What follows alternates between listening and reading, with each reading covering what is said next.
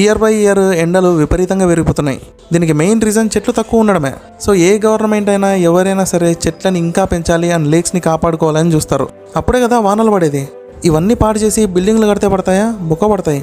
ఏదైనా సరే లిమిట్లో చేయాలబ్బా. అందులోనూ నేచర్ని గెలికితే మాత్రం అది ఇచ్చే పనిష్మెంట్ మామూలుగా ఉండదు.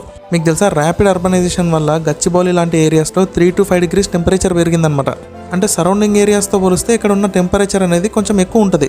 సో ఇలాంటి గ్రీన్ స్పేసెస్ ఉంటే ఆ టెంపరేచర్ అనేది అట్లీస్ట్ బ్యాలెన్స్ అవుతుంది అండ్ సరౌండింగ్స్ కూడా కూల్గా ఉండేలా చేస్తుంది.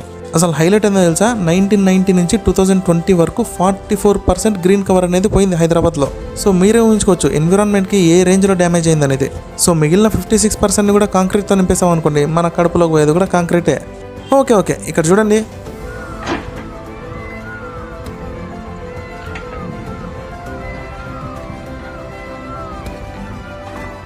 ఇవే మార్పులు అబ్బా ఇలా ఉన్నాయి. నెమళ్ళు అయితే కాదు. అండ్ ఇవేంది 100% ఏలియన్స్.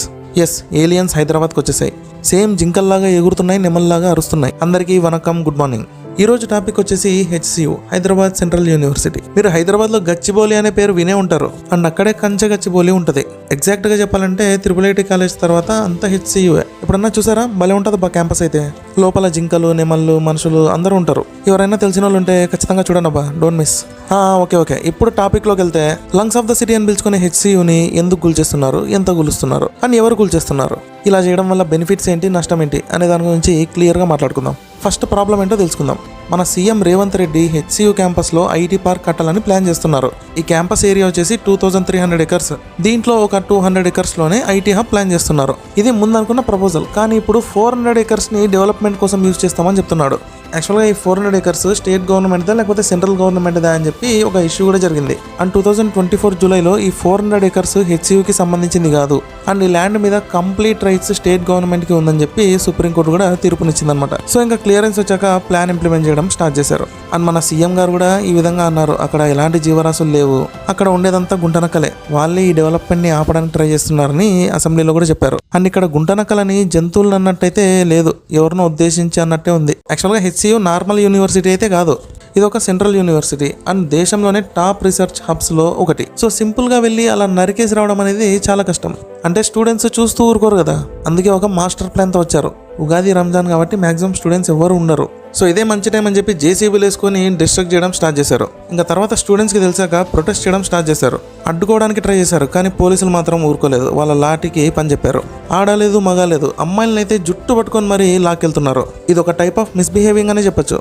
సో స్టూడెంట్స్ అయితే ఫుల్ ఫైర్ మీద ఉన్నారు. ఎన్విరాన్మెంట్ని సేవ్ చేస్తాం, చెట్లకి ఇంపార్టెన్స్ ఉంటుంది అని చెప్పారు. కానీ ఇప్పుడు డెవలప్మెంట్ అనే పేరుతో 400 acresని నాశనం చేస్తున్నారని సీరియస్ అయ్యారు. అంతే కదా బా, గట్టిగా వార్నింగ్ కూడా ఇచ్చారు. మళ్ళీ నెక్స్ట్ టైం ఓట్లు అడగడానికి వస్తారు కదా, అప్పుడు చూపిస్తాం మేమేంటో.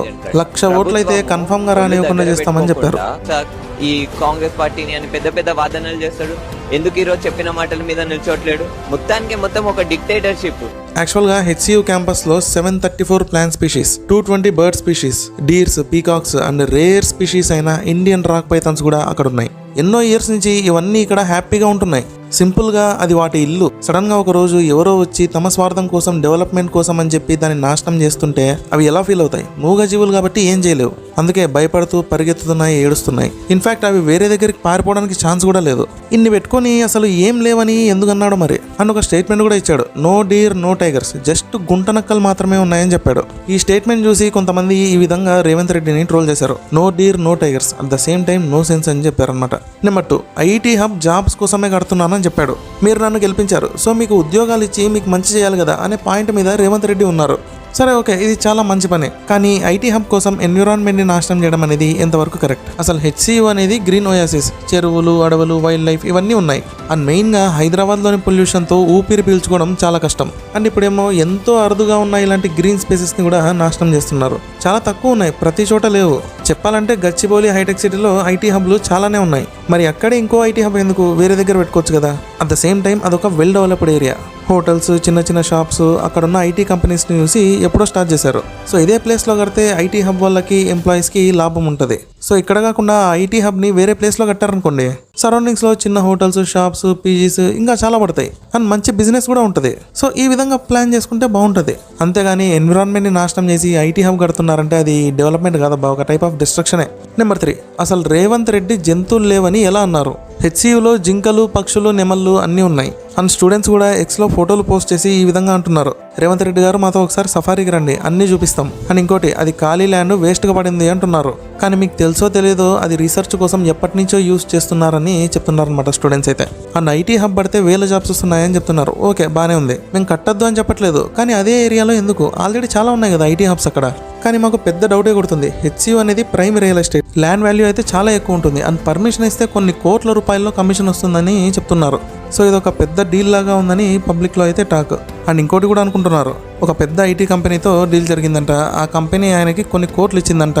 అంతేకాదు ఆయన బావమరిది ఒక కన్స్ట్రక్షన్ కంపెనీలో ఉన్నాడని అండ్ ఆ కంపెనీనే ఈ ఐటీ పార్క్ కట్టబోతుందంట. సో ఓవరాల్గా ఇది ఐటీ హబ్ గురించి అయితే కాదు, హెచ్సియు ల్యాండ్ని రియల్ ఎస్టేట్గా మార్చబోతున్నారు. ఇది నిజమో కాదో తెలియదు కానీ ఎక్స్లో అండ్ ఫేస్బుక్లో పోస్టుల మీద పోస్టులు వస్తున్నాయబ్బా అండ్ రీల్స్లో కమెంట్స్ కూడా పెడుతున్నారు. చెప్పలేం, అపోజిషన్ వాళ్ళు కానీ వేరే వాళ్ళు కానీ ఇతని మీద కక్ష కట్టి ఈ విధంగా చేపించిండొచ్చు. సో నాట్ షూర్, జస్ట్ గాసిప్స్ని డిస్కస్ చేసామంతే.